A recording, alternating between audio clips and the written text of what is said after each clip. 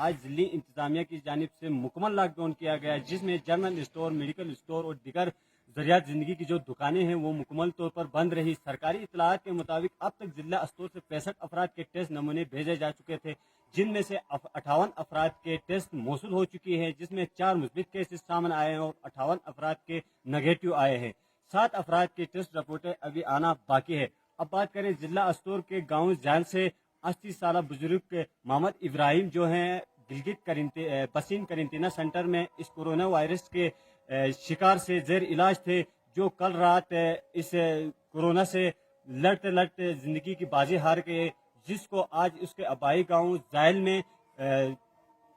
Corona virus کے مکمل ایسوپی کے تحت تدفین کیا گیا۔ ضلع اسٹور میں آج مکمل لاک ڈاؤن ہے اور فردر لاک ڈاؤن کے حوالے سے ہمارے ضلعی ہیڈ ڈپٹی کمشنر کی سربراہی میں اس میں آرمی بھی ہیں، پولیس بھی ہیں، مجسٹریٹس بھی ہیں اور دیگر ہیلتھ والے بھی ہیں اور دیگر ادارے بھی ہیں۔ شام کو روزانہ کے بنیاد پر میٹنگ ہوتی ہے۔ فردر جو ہمارا لاک ڈاؤن کا جو طریقہ کار ہوگا لوگوں کو ایکسیس دینے کے لیے اور رش کو کم کرنے کے لیے جو پالیسی ہے وہ شام کو اس کی پالیسی کی وضاحت ہوگی۔ فی الحال آج مکمل لاک ڈاؤن ہے، کوئی آدمی باہر اپنے گھر سے نہیں نکل سکتا ہے، نہ بازار میں گھوم سکتا ہے، نہ کوئی دکان کھول سکتا ہے، نہ کوئی